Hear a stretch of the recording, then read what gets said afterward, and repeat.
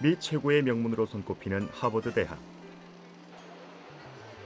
미국 최초로 설립된 유서 깊은 대학으로 아이비리그 중 가장 인기가 높은 세계 모든 학부모들의 꿈의 대학이다.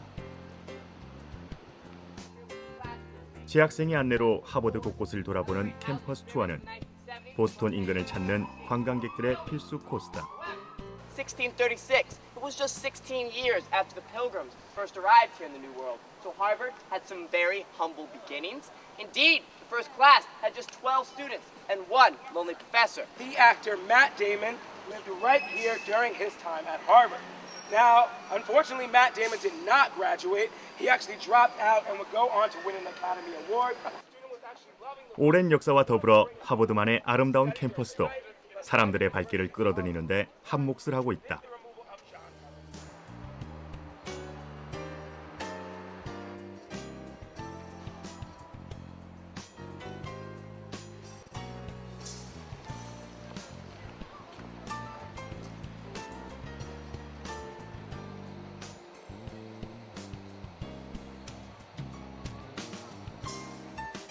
투어의 마무리는 하버드를 상징하는 존 하버드 동상 앞. 여기서 가이드는 흥미로운 사실을 알려준다. John Harvard statue cast in 1884 by Daniel Chester French. It is the third most photographed statue in the country, but we are a campus. We do know this better as a statue of three lives. John Harvard, founder, 1638. Harvard was founded in 1636 by the Massachusetts Bay Colony. 1638 was the year that John Harvard became the namesake and benefactor, not the founder. And the last lie is staring you right in the face. That's not John Harvard! 그렇다. 동상의 실제 모델은 하버드가 아니며 그는 하버드 설립자가 아닌 기부자이고 동상에 적힌 설립 연도도 사실과 다르다는 것. 하버드 심장부에 자리 잡은 상징물이 거짓말이라는 것은 과연 무슨 의미일까?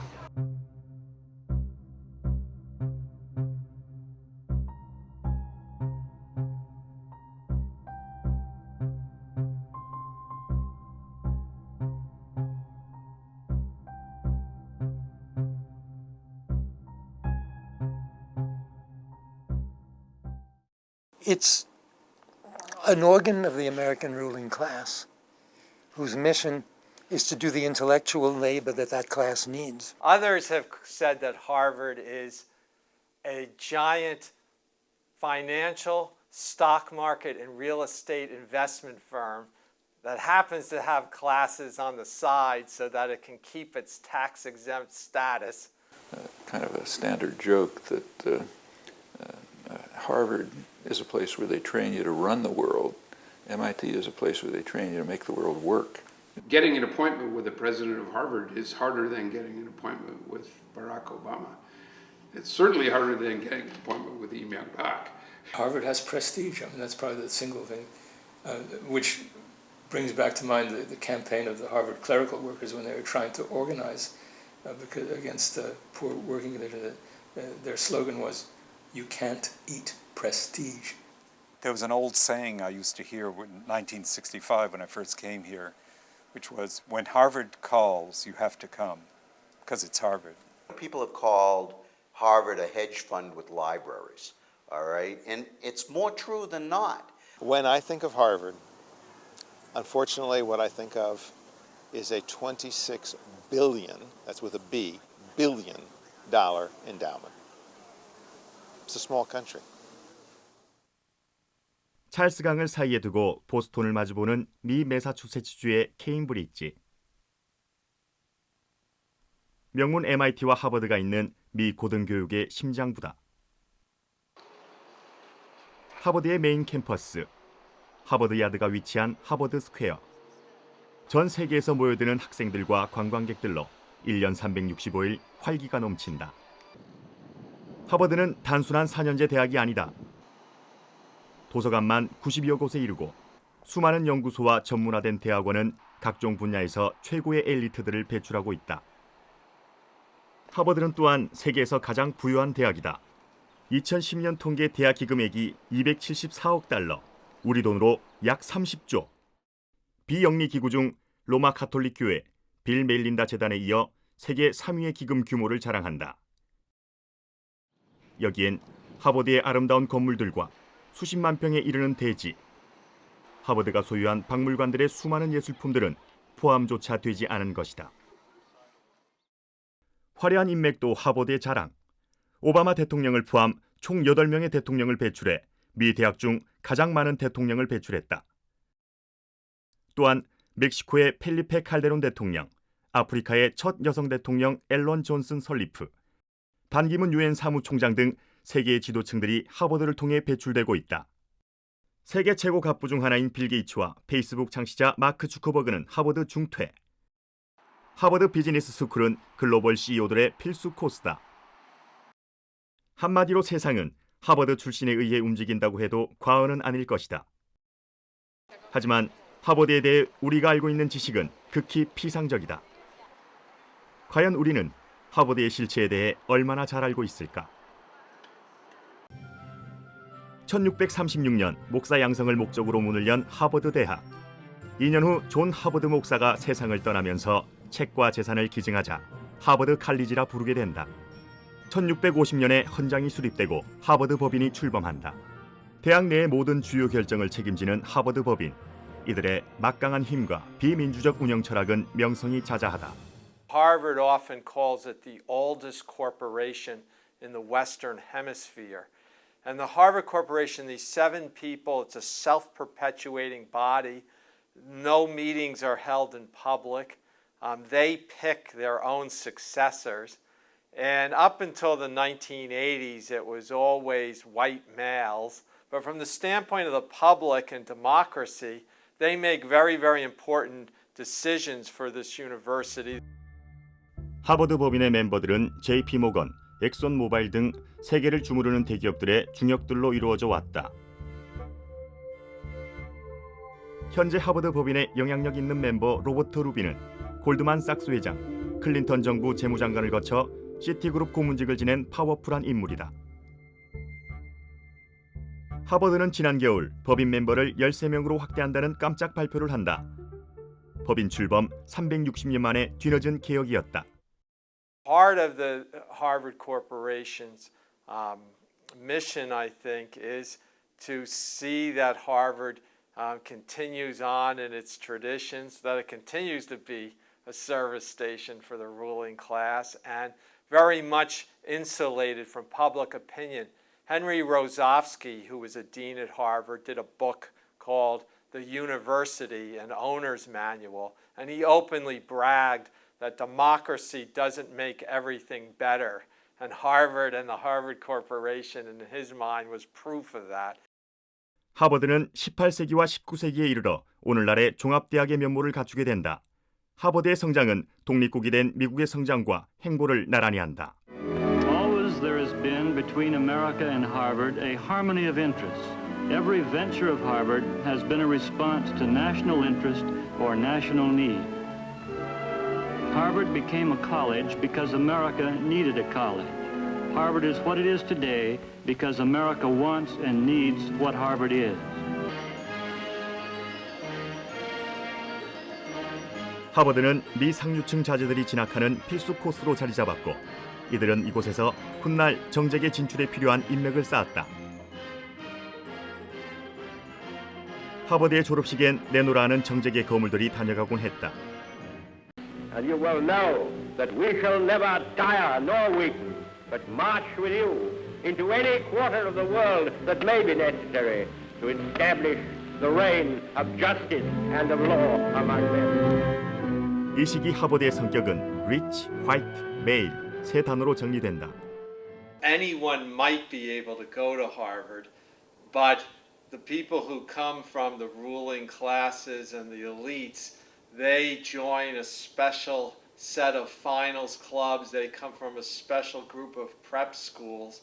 And these ties continue on through their Harvard years where they build the kind of networks and community that leads them to rule the commanding heights of the societies. Old Harvard families that were admitted regardless of their skills and so on.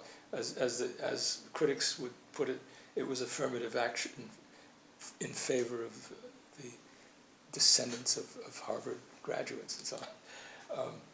And they had their separate club life and so on. 1912년 미 로렌스에서 일어난 파업은 부자들의 대학, 하버드의 정체성을 잘 보여준다. 로렌스의 방직 공장 노동자들은 저임금에 강도 높은 노동에 시달리고 있었고 상당수의 노동자들이 여성과 연약한 어린이였다. 이들은 삶의 향상을 상징하는 빵과 장미를 슬로건으로 파업을 일으키고 주 정부는 파업 진압을 위해 군대를 끌어들인다. 흥미로운 사실은 하버드생들도 계급을 사수하라는 모토 아래 파업 진압에 동원된 것이다. Harvard College students were even given exam credits if they volunteered to serve in the militia in Lawrence. 1919년에 일어난 보스턴 경찰 파업에도 하버드생들이 갈고 닦은 파업 진압 실력을 발휘한다. Harvard students marched across the Massachusetts Avenue Bridge to help break the strike, essentially. They provided strike breakers. 백인 앵글로색슨계 신교도들이 세운 대학 하버드. 흑인이 처음 하버드에서 박사학위를 받은 것은 1895년으로 유색인종이 하버드의 벽을 넘기란 쉽지 않은 일이었다. When I first came to the United States, I was the first Vietnamese ever to attend Harvard College because Harvard was very exclusive. At that time, every year Harvard accepted only 25 foreign students.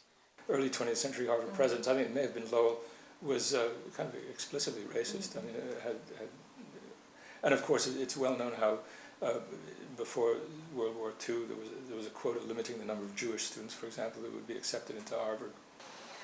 하버드는 과학의 영역을 인종주의에 적극 이용해왔다. 19세기 하버드의 저명한 동물학자 루이스 아가시즈는 두개골의 측정 결과 흑인의 뇌는 7개월 된 태아의 상태와 같다고 주장했다. 그는 흑인이 지나치게 공부를 하면 두개골이 부풀어 터질 것이라고 경고하기도 했다. 당시 보수적인 학자들 사이에서 인종 간의 차이를 발견하고 백인의 우월성을 입증하려는 노력은 일반적인 것이었다. The owning class had to justify slavery, and so they began using racist arguments, evolutionary arguments.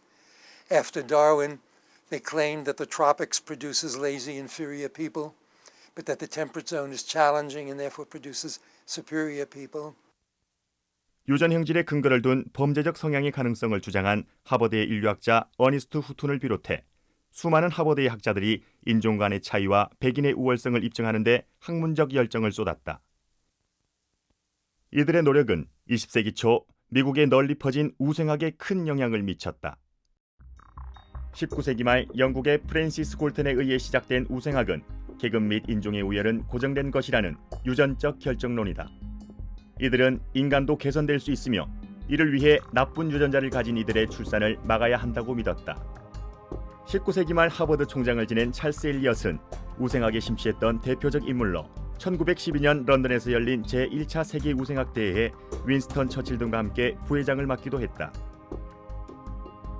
미국의 우생학이 기틀을 잡는 데 결정적 역할을 한 것은 하버드 출신의 유전학자 찰스 다벤포트였다. Davenport was at Harvard for many years. He really became very active in the eugenics movement after he left Harvard, but he was a Harvard-trained geneticist. He was actually quite a good geneticist in terms of the straightforward things like human disease, etc. But I think he lost his intelligence when he started looking into racial differences. 1898년 뉴욕주 콜드스프링 하버 연구소 소장이 된 다벤포트는 이곳에 우생학 기록 보관소를 출범시켰다. 이들의 첫 번째 임무는 가장 바람직하지 않은 미국인을 식별하는 것이었다. There was more and more immigrants coming into the country, and many people didn't like that. There were economic problems at times that would generate that feeling. So there were social or environmental reasons that fostered it. But at the same time, professors like Harvard professors were writing textbooks in which they had sections on eugenics. So the ideas were spreading into society. 우생학자들의 주장으로 1924년 이민 제한법이 통과되었고 1930년대까지 미국 30개 주에서 강제보림법이 통과되어 약 5만 명이 강제보림의 고통을 당했다. 미국에서 성장한 우생학은 유럽으로 퍼지고 특히 독일에서 번성하게 된다. The Nazi scholars used American sources to justify their own social Darwinism. So for the German doctors, racism was not forced on them by Hitler. If anything, they were pushing Hitler to be more racist and more eugenicist. And they relied on support from the United States, from conservative American scientists who gave them respectability. 홀로코스트 대학살의 충격은 우생학이란 단어를 학계에서 사라지게 만들었다. 이후 우생학은 유전학으로 변신하고 유전자 연구를 둘러싼 논란은 계속되고 있다. 1879년 설립된 여성교육기관 레드클리프. 하버드가 여성에게도 문을 열기 시작한 것은 1960년대로 2차 대전 이전까지 하버드 야드의 강의실에는 여성의 출입이 금지돼 있었다. Harvard faculty, they would teach the boys in one place in the yard, and then they would walk up the street, go to Radcliffe, and teach the same class again to the Radcliffe women. And this went on for a long time. But at World War II, the classes were merged. 1963년부터 레드클리프 졸업생들도 하버드 졸업장을 받게 되었고 1999년 레드클리프가 하버드에 병합되면서 하버드는 비로소 완전한 남녀 공학이 된다. 하지만 남녀 교수진의 심각한 불균형은 늘 지적의 대상이 되어 왔다. There were no women. I was never taught by a woman when I was an undergraduate. Nobody. I mean, there was only one woman faculty member who was a full-time senior faculty person, and she was in astronomy, and I just didn't take astronomy.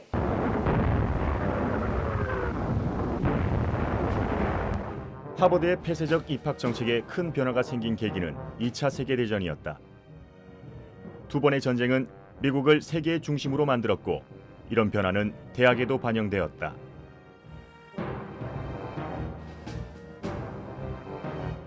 (1944년) 전역한 군인들에게 대학 교육을 지원하는 GI Bill of Rights 제대군인 원호법이 제정되었고 수많은 전역 군인들이 캠퍼스로 몰려들었다. 이는 미 대학들의 급속한 성장으로 이어졌다. People could go to Harvard for free under the GI Bill, and it established the basis for the post-war economic boom that we saw. 2차 세계대전을 승리로 이끈 맨하탄 프로젝트. 핵무기 개발의 성공은 이후 대학의 역할을 바꿔놓았다. In terms of military research, the universities became extraordinarily important. For all these reasons, the expansion in higher education after World War II was dramatic, and higher education became one of the central forces of capitalist production. And a Secretary of State who chose commencement of 1947 to announce the Marshall Plan. 1947년 하버드 졸업식에 초청된 국무장관 조지 마셜은 이곳에서 마셜 플랜을 발표한다. 마셜 플랜은 소련을 견제하기 위해 전후 유럽 16개국을 지원하는 정책으로 이것이 하버드에서 발표된 것은 당시 하버드와 정부의 밀접한 관계를 반증한다. 2차 대전 이후 대학에서 진행하는 각종 연구에 대한 정부 지원은 급격히 증가하고 대학과 정부의 관계는 한층 더 긴밀해진다. A lot of American intellectuals at big universities at that time wanted to be of use to the government. They wanted to be advisors of different kind, whatever. That was their dream. So even if for a year or two after they come back, they would have a lot of status. But even those who were not directly advising, their scholarship, their writing was mostly to support state ideology, state policies. 미국과 소련의 대량 살상 무기 경쟁은 미 대학들의 급속한 성장으로 이어졌다. 냉전의 팽팽한 긴장 상황은 미 사회 전반에 깊은 영향을 미쳤다. In 1957, Sputnik went up, and that sent a panic through the American ruling groups. At that point, they decided that we have to develop science. They also realized that soft sciences could be used in a military way. The use of anthropologists to assist the troops in colonial countries. The Cold War propaganda, the Russians are coming, that was used for domestic control. If you take a look at the actual events of the Cold War, they have very little to do with Russia and the United States. They have to do with intervention, subversion, aggression, terror, and so on within the domains of the two powers. For the United States, that's most of the world. 50년대 미국을 휩쓴 반공주의 열풍, 메카시즘도 대학의 역할에 부채질을 했다. 많은 학자들이 진보적인 이념 때문에 학교를 떠나야 했고 하버드도 예외는 아니었다. 당시 하버드는 메카시즘에 강하게 맞선 것으로 알려져 있지만 실상은 이와 달랐다. Whenever McCarthy went after very mainstream establishment people and accused them of being soft on communism or having some kind of leftist affiliation, Harvard would defend those people and sometimes defend them very strongly. But the reality was people who were actually socialists or leftist people at Harvard, Harvard often fed them to the wolves. Harvard cooperated with the FBI. Harvard got rid of people. They were persecuting their own faculty who were communists. One of them I know personally was a psychologist, Leo Kamen, who was an assistant professor and was let go because he was, I'm not sure he was a communist, but he was a leftist of some sort. There was fear in the country. I'm not sure what was driving them, whether it was political beliefs of the president or leaders of the university. 냉전은 대학을 미 제국주의의 부속물로 만들었고 바로 그 중심에 하버드가 있었다. 1952년 문을 연 MIT의 국제연구센터 CIS. MIT에 기반을 두었지만 많은 하버드 학자들이 설립에 참여했다. CIS는 한국 전쟁 당시 미 정부를 위해 MIT를 중심으로 실시된 비밀 연구 프로젝트 트로이의 결과물로 설립되었으며 CIA의 지원을 받아 시작되었다. There was a center here, still is, Center for International Studies and a political science department, which were openly funded by the CIA. Nothing secret about it. They were openly funded into the early 1960s.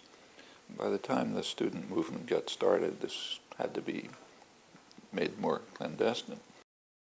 Ithiel de Sola Pool, who in the file cabinets in his office had interrogation records of captured Viet Cong suspects, and he used these to analyze enemy motivations.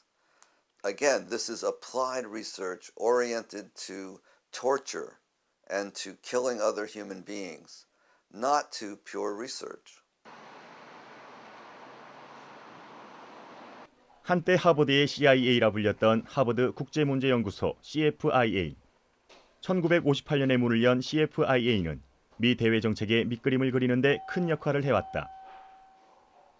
1983년 미국의 망명 중이던 고 김대중 대통령이 연구원으로 재직하기도 했던 이곳은 하버드 물리학부장을 지낸 맥조지 번디가 설립의 주요 역할을 하고 정치학자 세뮤얼 헌팅턴과 헨리 키신저 등이 깊숙이 관여했다. They always stress the F because they want to make sure that people do not think they are the CIA. Henry Kissinger used to be the director of it years ago. 이들 연구소들의 활동을 이해하는 것은 냉전시대 대학의 역할을 이해하는 데 매우 중요하다. First of all, personnel, significant all administrations. I mean, the whole political class comes from the elite universities. I mean, Harvard, Yale, Princeton, it's basically a couple of others, but it's basically it, MIT. So partly personnel, but I think primarily ideology. You had to construct a doctrinal system which inculcates young people with the doctrines that undergird the Cold War imperial system. 하버드를 비롯한 많은 대학의 학자들은 자신들의 활동을 학문의 자유로 합리화하곤 했다. The purpose of academic freedom was to protect the dissident voices, not to protect the corporate, church, government, military leaders so that they could use the resources of the universities for evil purposes. And so, my fellow Americans, ask not what your country can do for you, ask what you can do for your country. 젊고 신선한 이미지로 대통령에 당선된 케네디는 수많은 하버드맨들을 정부 요직에 끌어들인 주범이었다. In the Kennedy years, when there was very close connections between Washington and MIT, Harvard, there was an airline out of business, Eastern Airlines, gone now, but it used to have a shuttle that went from Boston to Washington and back, and on the morning shuttle you'd see a lot of Harvard and MIT faculty going down, and the evening shuttle they'd come back very proud of the fact that they had lunch with Jackie and or advised Jack. 미 역사상 가장 위대한 대통령 중 하나로 기억되는 존 F. 케네디. 그의 비극적 죽음은 이러한 신화 형성을 뒷받침했다. Kennedy administration, for example, is called left liberal, and it was very closely interconnected with Harvard and MIT. But they were one of the most vicious imperial eras in American history. That's where the Vietnam War took off. The war began actually in 1962 overtly when Kennedy sent the U.S. Air Force to bomb South Vietnam. 케네디는 베트남의 정글을 파괴하기 위해 제초제를 대량 살포하는 화학전을 승인했다.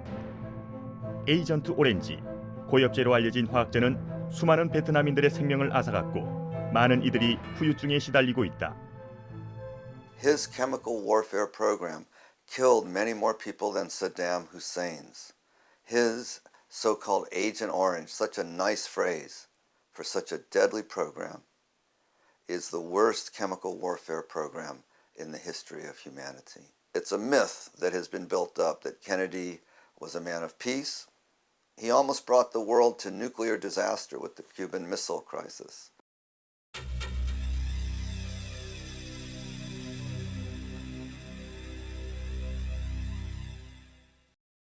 냉전의 또 다른 산물은 지역학 연구의 확장이다. 2차 대전 이전 10손가락으로 꼽던 미 대학의 국제관계 연구소는 1968년까지 191개로 늘어난다.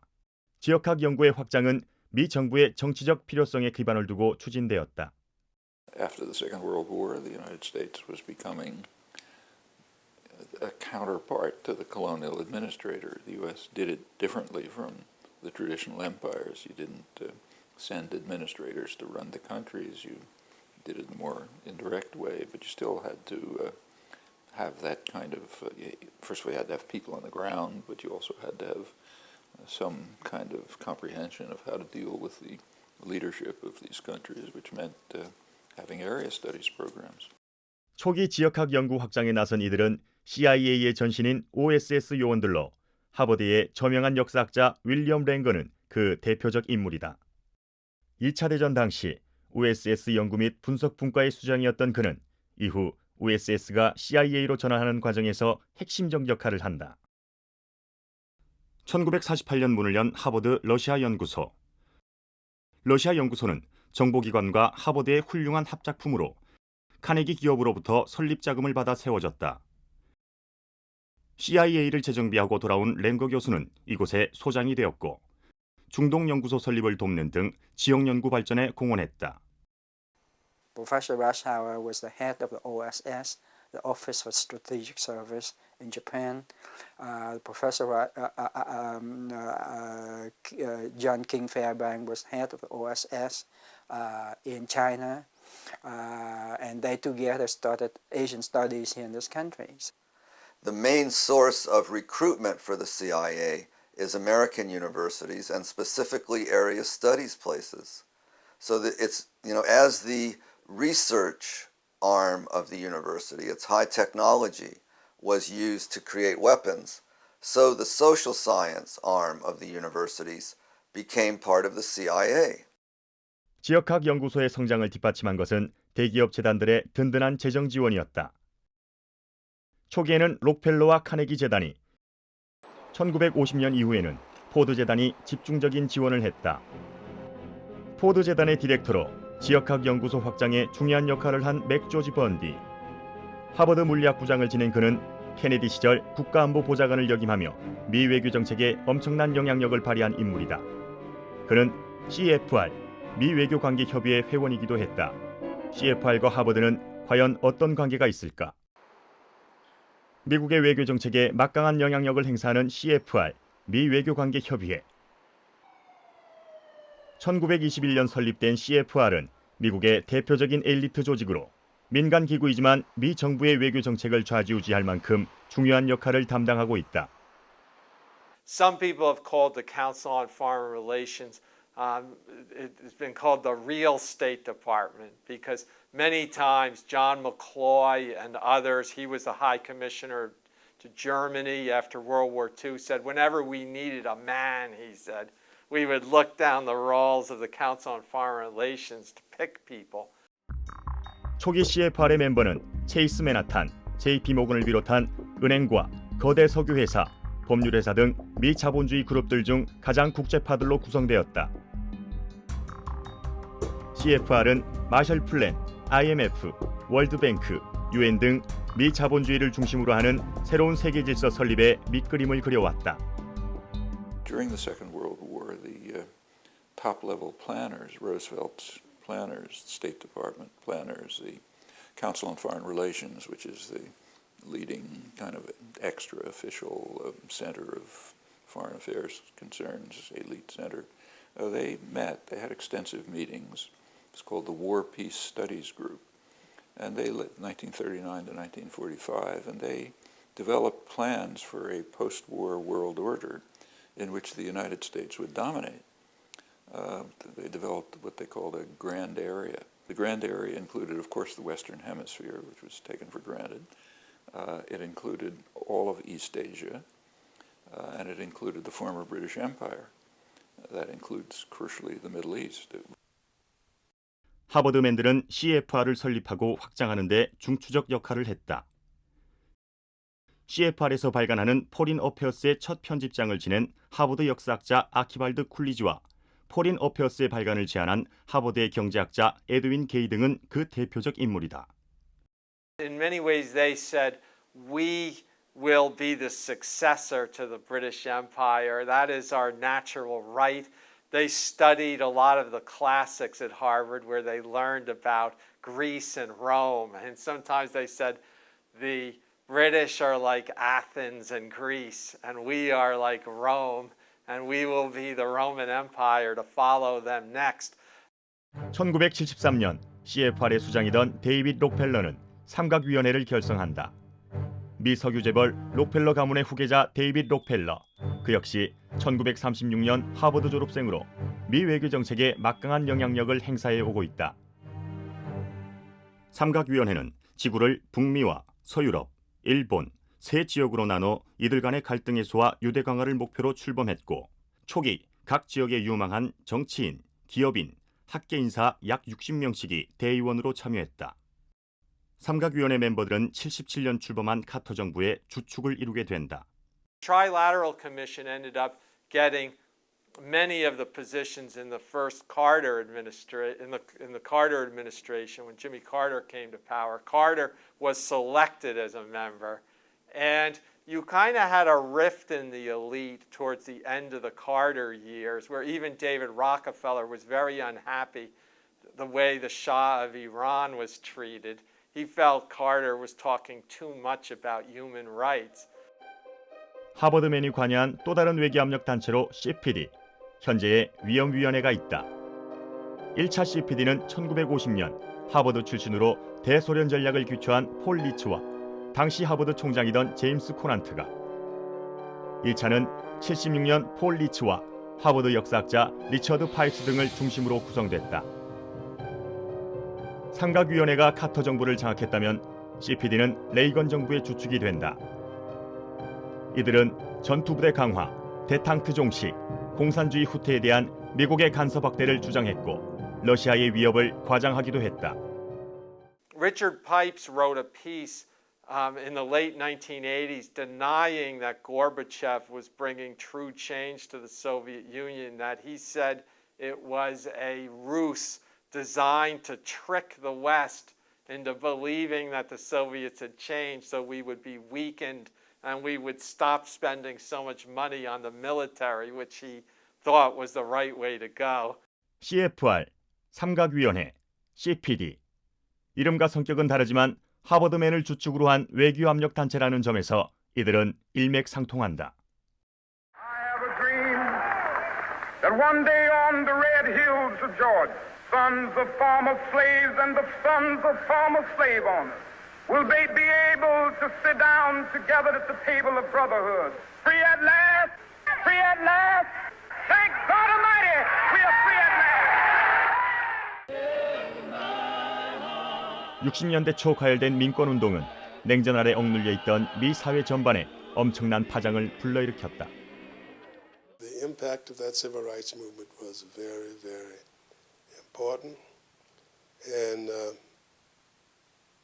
you can't stop after. You can't say it's time for the movement to stop.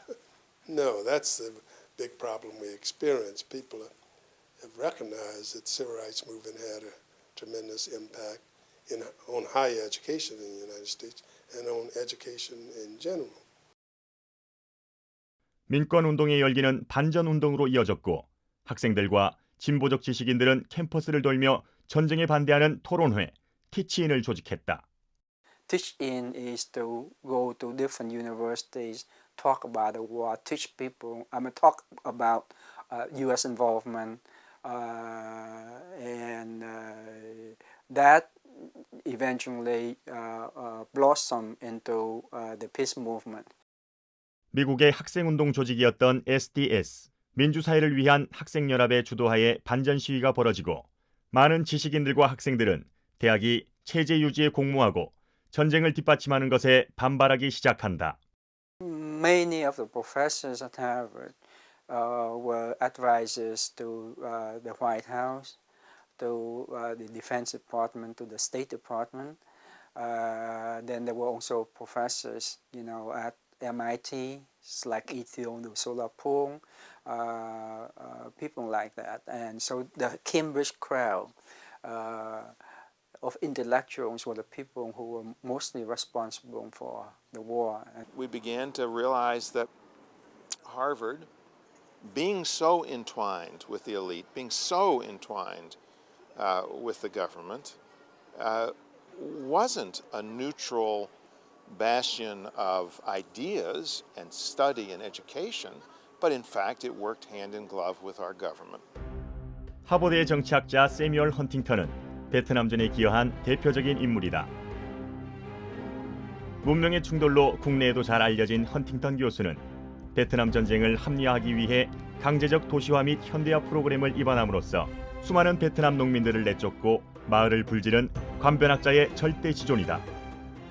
The idea was if the guerrillas see themselves as the fish swimming in the sea of the people, the United States was going to empty the sea of the people, so leaving the fish without a place to swim.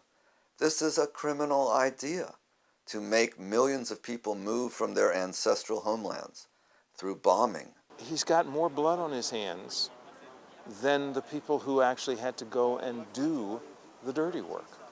The people who think it up, who design the programs, who create the rationale. This is not ideas divorced from their consequences. 베트남전에 기여한 또 다른 하버드맨은 헨리 키신저. 하버드 출신의 정치학자로 미 외교 정책에 지대한 영향을 미친 그는 68년 닉슨의 당선을 위해 존슨 민주당 정부와 베트남의 평화 협상을 방해한다. 전쟁이 연장되면서 미군은 2만 명, 베트남도 수십만 명의 희생자가 발생했다. 닉슨의 국가안보 보좌관이 된 키신저는 캄보디아가 북베트남의 근거지이므로 폭격을 해야 한다고 주장. 중립국의 대량 폭격을 자행함으로써 캄보디아에서 60만 명의 민간인이 희생되었다. Henry Kissinger, when he gave the instructions to the military, saying his words were massive bombing campaign in Cambodia, anything that flies against anything that moves. Okay, that's a straight call for genocide. 1973년 베트남 전쟁의 종지부를 찍을 평화조약이 맺어졌고 키신저는 그 공로로 노벨 평화상까지 받았다. 베트남 측 공동 수상자였던 레득토는 수상을 거부했다. 정계에서 은퇴한 키신저는 외교 관련 컨설턴트로 여전히 막강한 영향력을 과시하고 있다. He is one of the great war criminals of the 20th century. The name Henry Kissinger will stand alongside Adolf Hitler when the history of the 20th century is written truthfully. 베트남 전쟁은 미 사회 전역에 내전에 가까운 충격을 가져왔다. 많은 학생들이 인종주의와 관료주의, 전쟁, 핵, 성차별과 억압에 반대하며 투쟁을 벌였다. 68년 마틴 루터 킹과 로버트 케네디가 암살되면서 투쟁은 더욱 격해졌다. 학생들은 교수들이 국방성이나 CIA로부터 연구비를 지원받는 것에 항의하고 정보기관과 긴밀하게 연결된 연구소들을 공격했다. 하버드도 예외는 아니었다. 당시 가장 이슈가 된 것은 학내에서 공공연히 실시되던 ROTC, 학군단의 폐지였다. 학군단이 처음 시작된 것도 1차 세계대전 당시 하버드였다. It was another symbolic way in which the university was saying, we support what our government's doing and we're going to materially help it by training officers. And so it was a very symbolic way that we could say the university is involved. And so we were saying no ROTC on the campuses. 1969년 4월 STS를 중심으로 한 하버드 학생들은 대학 행정실이 있는 유니버시티홀을 기습 점거했다. 하버드 최초의 점거 농성이었다. We found documents that even surprised us. It turns out that all the time that they were denying it, the government, the university administration, was actively pursuing CIA funding for its professors, its departments, and its programs. 학생들이 찾아낸 문건들에 의하면 하버드는 그동안 육군, 해군, 공군은 물론 각종 정보기관으로부터 연구 지원을 받아오고 있었다. 하버드는 CIA 비밀 연구의 온상이었고 대학은 순수한 학문이 아닌 미 정부의 체제 유지에 필요한 연구를 수행하는 부설 연구소로 전락해 있었다. 하버드는 학생들을 몰아내기 위해 진압 경찰을 동원하고 경찰은 비폭력을 외치는 학생들에게 무자비한 폭력을 휘둘렀다. The police were furious. They're throwing people down the stairs and they're dragging people and they're wailing people.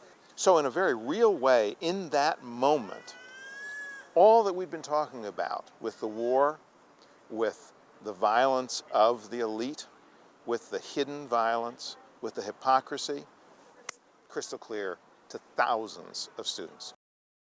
경찰의 폭력은 하버드 최초의 동맹 휴학으로 이어졌다. 투쟁은 전국적으로 번져나갔다. There are no American combat troops in Cambodia. There are no American combat advisors in Cambodia. There will be no American combat troops or advisors in Cambodia. 1970년 닉슨이 캄보디아를 침공하자 저항은 더욱 거세졌다. 그해 5월 4일 켄트 주립대학에서 4명의 대학생이 주 방위군이 쏜 총에 맞아 사망한다. 열흘 뒤 잭슨 주립대학에서도 2명의 학생이 목숨을 잃었다. 분노는 극에 다다랐고 전국적으로 거센 저항이 일어났다. 하지만 공권력의 무자비한 총기 사용은 충격과 공포를 몰고 왔다. The shootings had a chilling effect on many activists who dropped out, moved to the countryside, and on others made them very desperate, going underground to work against the government. All of this meant the space of popular engagement was shrinking, so the movement gradually dissipated as the war wound down. 이 시기 삼각위원회는 민주주의의 위기라는 보고서를 펴낸다. 과도한 민주주의를 통제해야 한다는 지배층의 위기의식을 담은 보고서였다. The activism of the 60s caused great concern among elite circles. It was too democratic. There were policies undertaken to overcome this freedom that was so threatening. Just all kinds. I mean, one very straightforward one was just raising tuition. If you look back at that time, tuition was sort of within reach. Now, if you go to even a state college, you come out with a tremendous debt burden. Okay, that's a control system. 반전 운동이 고조되던 60년대 후반과 70년대 초, 중앙정부의 대학 지원은 감소하고 이는 대학 운영에 큰 영향을 미친다. 72년 발생한 하버드 대학원생 노조의 파업은 이러한 대학의 변화 과정에서 일어난 상징적인 사건이었다. 정부와 재단의 지원 감소를 이유로 대학원생에게 임금이나 마찬가지인 장학금을 대폭 삭감한 것이다. Harvard decided as this was its management style, that its least well-paid employees would take a cut in salary. Now, the way they did this was to cut a tuition waiver. It was $1,000. Now, and we were only getting paid, those of us who were getting paid most, were only getting paid $3,200. 하버드의 일방적인 횡포에 반발한 대학원생들은 단숨에 노조를 결성하고 대학 당국의 정책 수정을 요구했다. 학교 측과의 협상에 진전이 없자 노조는 3월 28일 동맹 파업을 결의한다. 당시 상당한 양의 학부 수업이 대학원생에 의해 이루어지고 있었기 때문에 이들의 파업이 불러온 여파는 매우 컸다. Graduate students were actually teaching was 1,700 fifths. 1,700 fifths translates into 340 full-time faculty salaries. In other words, if they did not have teaching fellows teaching the undergraduates, they would have had to hire 340 more full-time faculty at real salaries. 하버드는 존 던롭 교수와 대학원생 대표들을 모아 위원회를 결성하지만 1년이 넘도록 위원회는 아무런 결론을 이끌어내지 못했다. 논문 준비와 졸업을 앞둔 대학원생들에게 장시간이 걸리는 위원회 결성은 노조를 와해시키는 전략에 불과했다. 흥미로운 것은 바로 이 시점이 미국의 신자유주의가 도입된 시기라는 것이다.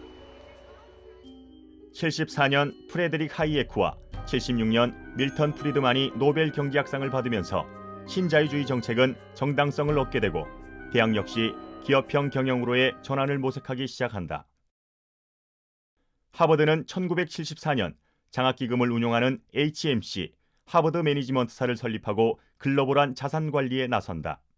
In the 70s, a lot of interesting innovation and transformation occurred in the way that money was managed in general, and specifically how institutional investors tried to manage their assets.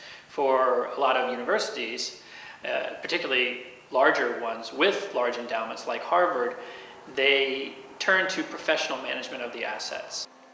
반전운동의 철퇴를 맞았던 하버드는 신자유주의로 돌파구를 찾는다.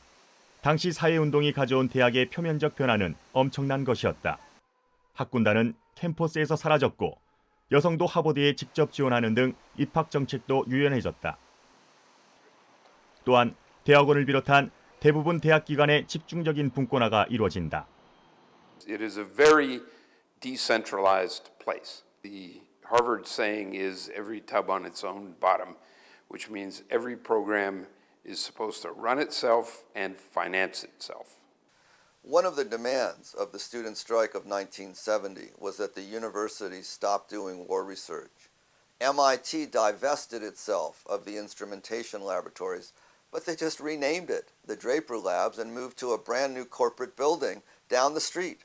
Harvard, in its decentralization program, made the central administration appear to have no accountability for its CIA research that Samuel Huntington and others were involved in, and other kinds of research.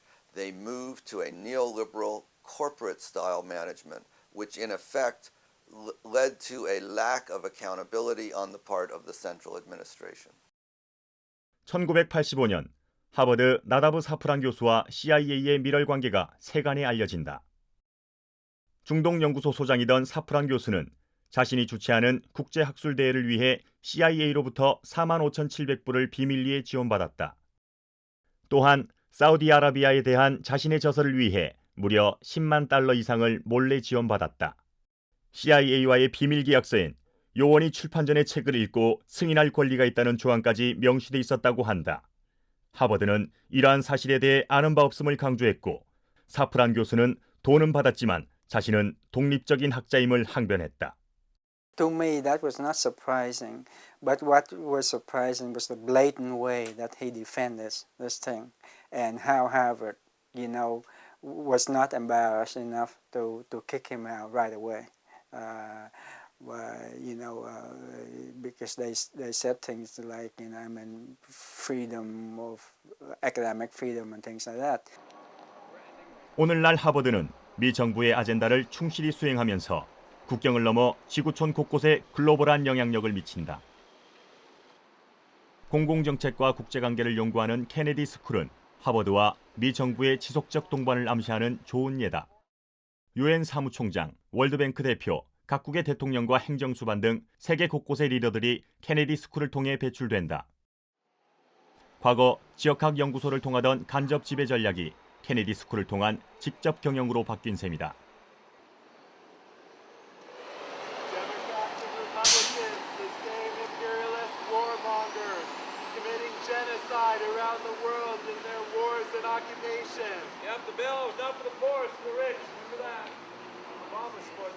A panel of White House spokespersons from the Clinton, Bush, and Obama administrations. So I thought it was a good chance to come out here and point out that all three presidents are pursuing the same policies.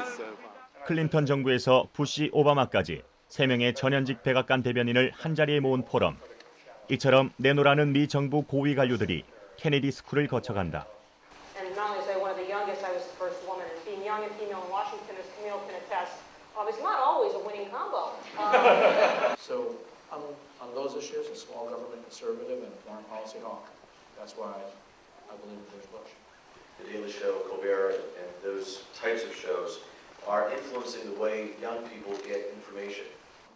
케네디 스쿨에서 진행하는 프로그램의 상당수가 미 정부의 아젠다와 관련된 것들로 일각에서는 케네디 스쿨을 펜타곤과 국가안보 엘리트들의 평생교육원이라 부른다.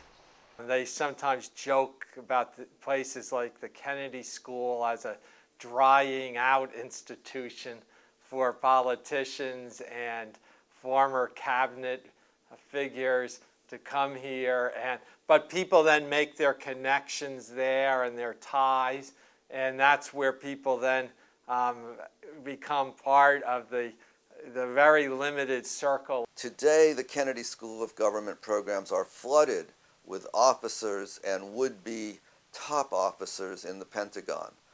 I heard Ashton Carter at a Kennedy School event say that he had received a call from the White House asking him to choose the specific North Korean targets in 1994 when the United States nearly bombed North Korea.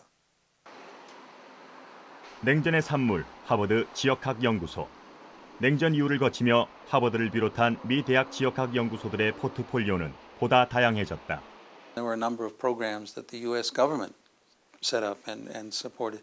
Some of those still continue. The NDFL, the National Defense Foreign Language Study programs and other things are funded by the federal government and encourage the study of foreign languages in particularly high priority areas.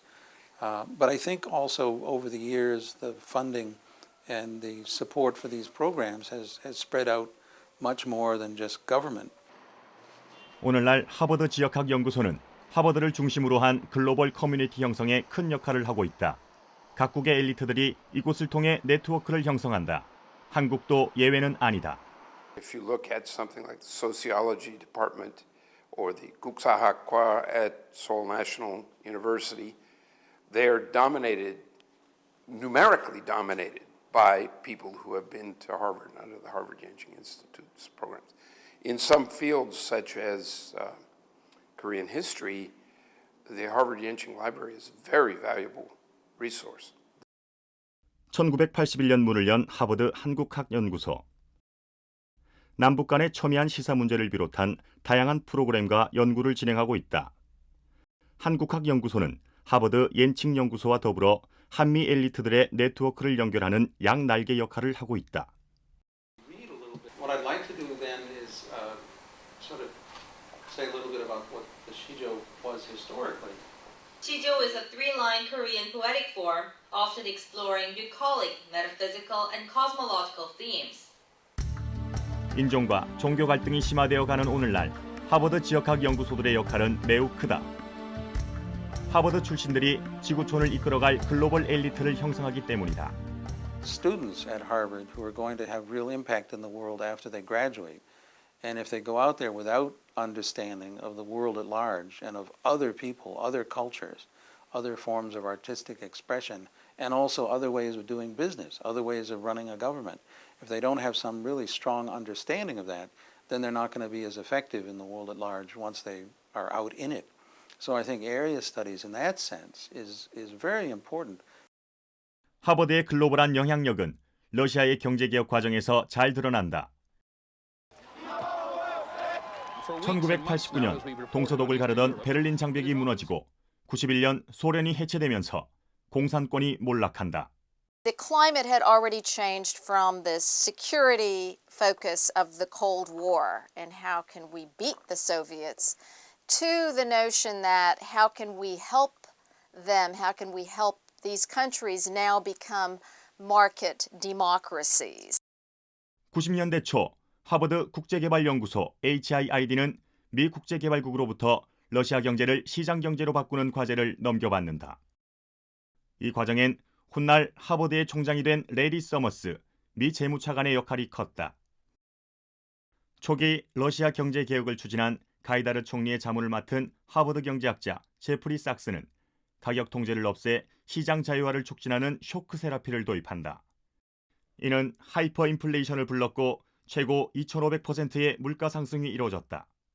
Jeffrey Sachs was running around the world talking about the necessity of shock therapy. Many people lost their savings overnight because the price of basic goods went up. And how do you deal with that? Well, you have to survive, and so people lost their savings. So the result in that context was the impoverishment of the population.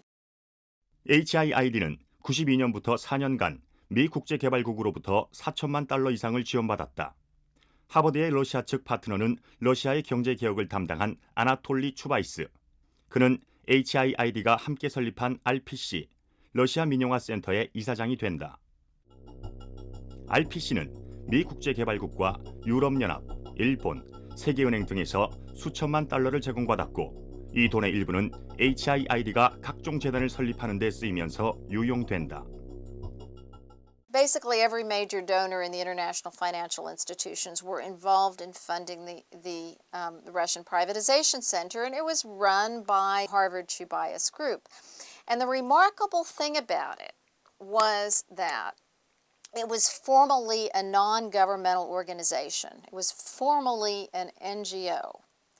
And yet it functioned like a government agency.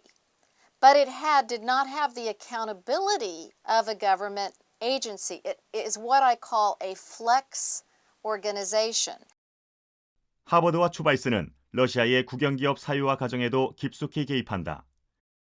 당시 러시아 정부는 1인당 1만 루블 가치의 바우처, 정부가 지급 보증하는 전표를 나눠준다. 이 전표로 주식을 받을 수 있었지만 물가가 급등하면서 소수에게 바우처가 집중된다. 부정과 부패가 만연한 가운데 러시아 사유화 정책은 극소수의 올리가키, 신흥 재벌을 탄생시켰다. There were instant billionaires were created, which the oligarchies were created. This is what created the vast wealth inequalities that we see in Russia today. 하버드 기금을 운용하는 HMC, 하버드 매니지먼트사는 외국인은 금지된 은밀한 경매에 참여해 러시아 최대의 철광회사 노보리페츠크와 정유회사 시당코의 상당한 지분을 소유하게 된다. 당시 외부 인사로 경매에 참여한 것은 하버드 매니지먼트사와 조지 소로스뿐이었다. Harvard Management Company, inhabiting that same network, got involved in some of privatization deals from which foreigners were by law excluded. So how did Harvard Management Company get involved in these deals? That would be the question to this day unanswered. 러시아 프로젝트 감독을 맡은 하버드 경제학자 안드레이 슐레이퍼와 하버드 로스쿨 출신으로 실무를 담당한 조나단 헤이 등은 자신들의 지위와 내부 정보, 영향력을 이용해 재산을 불리고 배우자와 지인들의 사업을 돕는 등 각종 부정과 부패를 저질렀다. 이 모든 것이 하버드라는 커넥션이 있었기에 가능한 일이었다.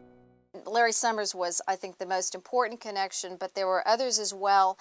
And I think also that people had stars in their eyes when it came to Harvard. There is something about the Harvard imprimatur that made people think that, well, these guys are brilliant. 하버드의 수재들이 러시아 경제를 망친 사실은 90년대 말에 이르러서야 조금씩 알려지게 되었다. 2000년 하버드를 상대로 미 정부의 소송이 시작되었고 2005년 하버드는 종합 3,100만 달러의 벌금형에 합의한다. 하버드 역사상 가장 큰 소송이었다. 슐레이퍼는 여전히 하버드의 잘나가는 경제학자로 남아있고 자신의 개입을 극구 부인한 서머스는 2001년 하버드 총장으로 취임한다. 재임 기간 내내 독단적 리더십과 성차별 발언으로 구설수에 시달리던 그는 2006년 총장을 사임하고 오바마 대통령의 수석경제보좌관이 되어 월스트리트를 구제하는 데 핵심적 역할을 한다. It's been presented as just a few bad apples. It's not presented as an institutional failure. It's never been presented as something that we should look at. We, the United States government, we, Harvard University, we, the board of directors of Harvard, no. 이것이 하버드다. 하버드의 인맥과 영향력은 한 나라의 진로를 뒤집어 놓을 만큼 강력하고 잘못된 정책의 결과엔 연연하지 않는다.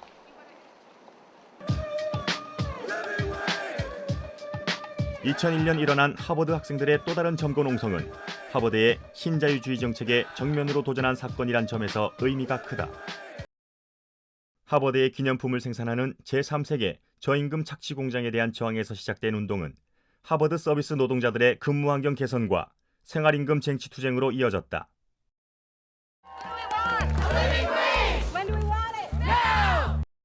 학생들과 공동체의 계속적인 요구에도 학교 측이 이를 무시하자 학생들은 총장실이 있는 매사추세츠 홀을 점거하는 시민 불복종 투쟁을 계획한다.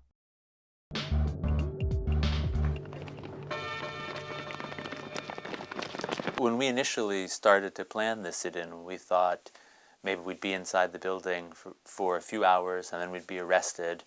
And it would all be very quick, but at least it would draw attention to this problem. But given the history of student protests at Harvard, the university decided instead that they would just ignore us and say, oh, it's just free speech, it's no problem. And they would just wait until we gave up. I'm not prepared to talk under these circumstances. 학교 측이 협상을 거부하고 떠나자 학생들은 21일 동안을 건물 안에서 버티며 농성을 벌였다. 건물 밖에서는 이들을 지원하는 연대 투쟁이 이어졌다. Every night we stayed there, the police surrounded the building, but at night when things were quieter, workers would come and talk to us. And they'd tell us about the kinds of things that were happening to them in day-to-day life and how much this meant to them. And workers also said that for the first time, people that they worked with were asking them about the conditions they face, what is life, like, and suddenly they weren't invisible anymore on campus. And so hearing from workers that it was already changing the atmosphere on campus made it a really amazing experience. All right. 7:30, everybody. It's time to get up. 투쟁이 장기화되면서 일부 학생들은 농성장을 떠나기도 했다. 하지만 학생들을 향한 지지의 함성은 점점 거세지고 있었다. 매일 밤 촛불 시위가 이어졌고 하버드 야드는 이내 거대한 텐트촌으로 바뀌었다. 노동자들도 대규모 지지 집회를 열었고 대학 교수진을 비롯한 학내 단체들의 지지 성명이 이어졌다. Harvard students are demanding higher pay for hundreds of campus workers. 하버드 학생들의 점거 농성이 주요 언론에 알려지면서 하버드의 노동 정책은 언론의 주목을 받는다. 계속되는 압력에 떠밀린 하버드는 결국 학생들의 요구안을 받아들인다. They were much more scared of was that this would prove to be an example in which popular pressure forced Harvard to make a different decision than it wanted to, and it was very scared about that kind of democratization of the university. So they were more scared of appearing to cave in than they were about the money. So really what was at stake then was how can we appear to still be in control of things. So secretly they agreed to everything we asked for and more, but they didn't want it to be admitted publicly. Students and the school administration here have reached some kind of agreement, but until they post their positions on their websites, no one is going to leave that building behind me. It's up here. It's up, you guys. It's up.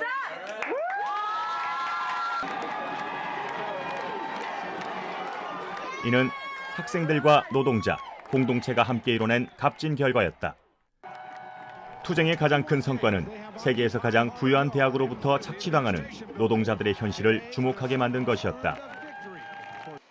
하지만 학생들의 점거농성도 하버드의 신자유주의 정책과 그로 인한 여파를 멈출 수는 없었다. 하버드는 1970년대 이미 월스트리트의 펀드 매니저들을 끌어들여 공격적인 기금 관리에 나선다.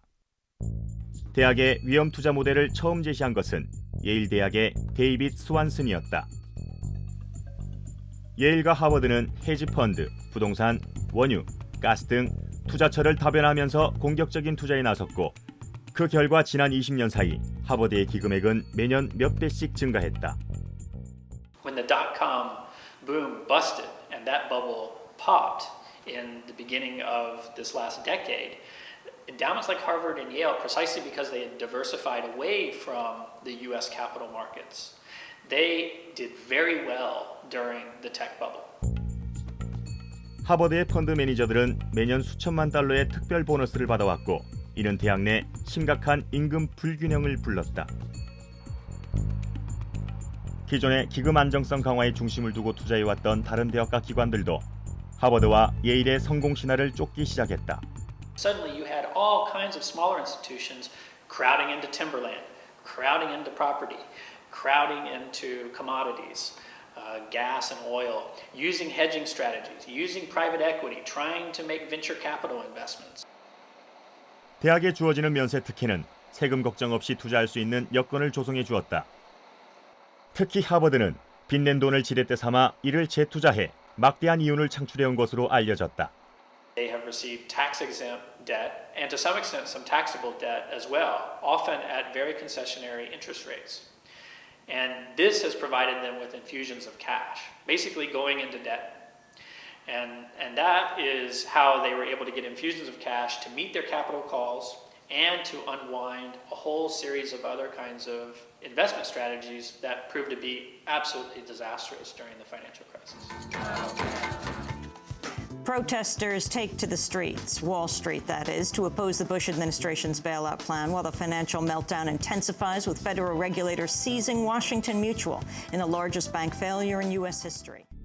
2008년 전 세계를 강타한 미국발 금융위기, 주식시장이 폭락하면서 하버드를 비롯한 많은 대학들도 기금에 큰 손실을 입었다.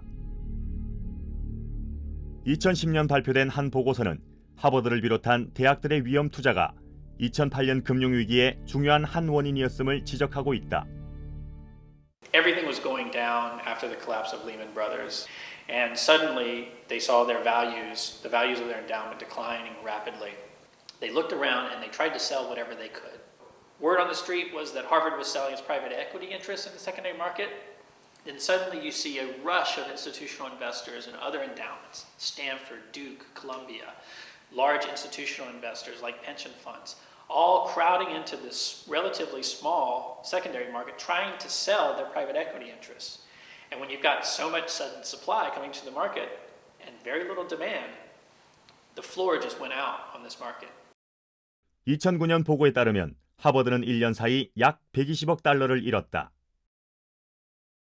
월스트리트 저널의 한 기사는 회계년도 2009년 기준 하버드가 부동산 분야에서 50%에 가까운 손실을 입었음을 보도하고 있다.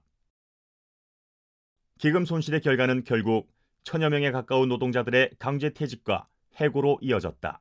잘못된 정책 추진의 결과를 무고한 노동자들이 고스란히 또하는 것이다.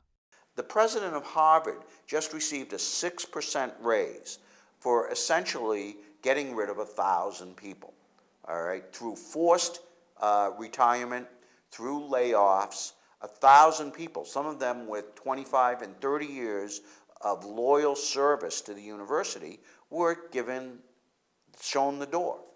And there's something not right about that. That is a scandal. 하버드의 신자유주의 정책으로 인한 또 다른 여파는 올스톤 캠퍼스 확장 계획. 90년대 하버드는 케임브리지에 인근한 올스톤, 브라이톤 지역으로 캠퍼스 확장을 계획하고 위장회사를 통해 이들 지역의 대지와 건물들을 사들이기 시작한다. 현재 올스톤 브라이톤 인근의 막대한 양의 대지와 건물들이 하버드 소유다. 하버드는 사업을 시작하기도 전에 올스톤 브라이톤 지역의 많은 사업체들을 몰아냈다. 많은 주민들이 직업을 잃었고 건물들은 수년째 비어있는 채로 방치돼 있다. 2007년 하버드는 올스톤 캠퍼스의 첫 프로젝트로 10억 달러 규모의 대단히 사이언스 콤플렉스 공사를 시작한다. 하지만 금융위기로 인한 기금 손실로 인해 2009년 일방적인 공사 중단을 선언해버렸다. 도심의 중심을 가로막은 공사장 벽을 매일같이 바라봐야 하는 주민들의 분노와 실망감은 엄청나다. Harvard promised year after year was, again, new parks, new jobs, new construction, better transportation, new places to shop, new places to eat, all sorts of great improvements to this neighborhood. And what we're seeing now is a lot of empty buildings, and Harvard seems to have other priorities. And if you have 8-acre holes sitting in the middle of the neighborhood surrounded by fences, that's going to be a sign of a neighborhood that's really stuck and going nowhere. In 3 years, we estimated that the loss in projected wages would be $270 million, and the loss of economic opportunities in the community would be $860 million. So you're talking about $1 billion of harm that Harvard just inflicted on the Allston-Brighton community in the city of Boston. That's outrageous. 하버드의 개발 계획과 관련해 지역 주민들이 함께 참여하는 하버드 올스톤 태스크 포스. 지역 사회의 비전이 담긴 문제인 만큼 주민들의 관심은 뜨겁다. 이날의 주요 이슈는 경영대학원이 추진하는 새 교육회관과 연구소 설립 문제. Two separate amendment processes for these two different projects, and I'll explain why. Harvard has argued to us that the Innovation Center is something they'd really like to get up and running quickly. 초미의 관심사인 사이언스 센터에 대한 논의는 없어 주민들의 원성이 쏟아졌다. How long has this task force been going on? That this format has been in existence. I don't go to any community meetings like this. What efforts have been made by the city to help these poor souls find the money to finish the science complex? How can the city of Boston give this developer another permit when they haven't completed the science complex? Look, we get your frustration and anger over the hole in the ground. Believe me, none of us imagined that we would be in this situation a few years ago. So don't think that that's not understood. Harvard could move forward, based on academic priorities and then what the resources were in order to have those priorities realized. Harvard Business School is here. I really would like to ask the question for the company. What are you guys teaching over there? 이날의 회의는 다음을 기약하며 별다른 성과 없이 끝났다. 앞으로도 얼마나 더 많은 모임을 가져야 할지는 여전히 미지수다.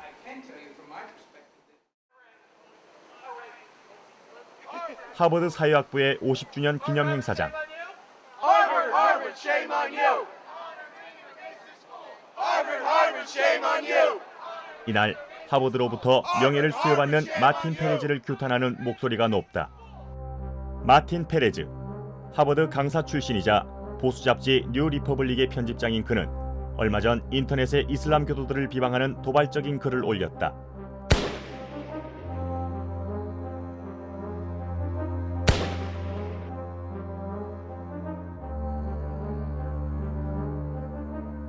그의 글은 온라인상에서 거센 논쟁을 불러일으켰다. 문제는 페레즈의 지인들이 기부한 50만 달러로 인해 그가 하버드 사회학부 50주년 기념식장에서 명예를 수여받게 돼 있었던 것. Harvard, Harvard, shame on you. 학생들과 지역사회의 강력한 반발에도 하버드는 표현의 자유를 이유로 명예 수여를 강행했다. Marty spreads his racist hate. 1, 2, 3, 4. Harvard, Harvard, shame on you for honoring the racist fool. Harvard, Harvard, shame on you for honoring the racist fool. Marty Spreads, let's go, hey, hey. 과거 제국에 봉사하는 것을 학문의 자유로 방패막이 하던 관행이 여전히 계속되고 있음을 잘 보여주는 사건이었다. He's been very vocal about his hatred and his bigotry toward people of color, but Harvard doesn't have a right to honor him in our name. And we think it's a scandal that after so much controversy and so much anger expressed, that Harvard's still going to continue with this. 세계 최고의 대학, 가장 뛰어난 엘리트들의 집합소. 오늘날 하버드에 따라붙는 찬사와 수식어는 실로 화려하다. 하지만 하버드의 역사를 돌아보면 진정한 교육의 목적은 무엇인가라는 의문을 갖게 된다. 그들만의 네트워크를 형성하고 돈과 권력을 쫓는 것. 과연 그것이 진정한 교육의 목적일까? Its purpose should not be to form a ruling elite, but to form an active and participant citizenry, and as well as to develop the specialized skills. So you've gone to Oxford and Cambridge and part of the elite. You just have inculcated into you the understanding that there are certain things it wouldn't do to say, or for that matter even to think. And that's the primary, that's the indoctrinating function of the universities. 베리타스, 라틴어로 진리, 진실을 뜻하는 이 단어는 하버드를 상징하는 문장이다. 하버드 곳곳에서 발견할 수 있는 베리타스 문장은 진리, 진실에 대한 하버드의 집착과 자부심을 증명한다. 하지만 지난 역사를 돌아보면 하버드는 진실보다는 권력과 자본을 쫓기에 바빴던 것 같다. Many times Harvard has backed so many of the wars and interventions in the past decades, supported United States foreign policy down the line. It's part of a community of the military, the government, corporations, and educational institutions. So it creates certain kinds of knowledge very well, and others very badly when its main role is justification. For many years, Harvard was a very conservative place because it's a training ground for American political and economic elites. It does serve as a magnet for certain types of important intellectual activity, but at the same time it's just like any other major institution in this society. It has its interlocking relationships with agendas that have nothing to do with and that are sort of contrary to serious critical intellectual inquiry. They're really prostituted. Harvard is the training ground for the American elite in many different spheres, not just in corporate business, but also in activism and in the creation of political alternatives. So it's a strange way that it tries to have a monopoly over and have its hand in many different spheres of social life. Harvard today is more of a business than a university. It's more of an arm of the military than it is of intellectual freedom. This is a sad commentary on the state of the United States. 오늘날 명문 하버드를 향한 열기는 실로 뜨겁다. 하지만 화려한 조명 뒤에 가려진 하버드의 실체를 파악하기란 쉽지 않은 일이다. 하버드를 올바로 이해하는 것은 미국과 자본을 중심으로 돌아가는 이 세상을 이해하는 첫걸음이 될 것이다.